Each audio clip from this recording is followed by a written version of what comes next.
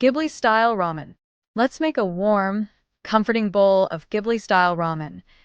Sauté garlic, ginger, and green onions until fragrant. This is the heart of the broth. Prepare soft-boiled eggs, slightly runny for that perfect bite. Crisp up a few slices of pork belly until golden and caramelized, pouring soy sauce and mirin into the broth.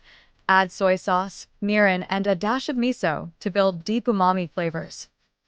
Cook your noodles until bouncy and chewy, then drain well. Now, the magic broth over noodles, topped with tender pork, egg, and fresh green onions. The ham, egg, and green onions are more than just toppings. They're integral to the dish.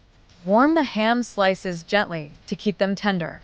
Slice the green onions thinly for a burst of sharp flavor that cuts through the richness of the broth and egg. A cozy bowl, straight out of a Ghibli film. Enjoy!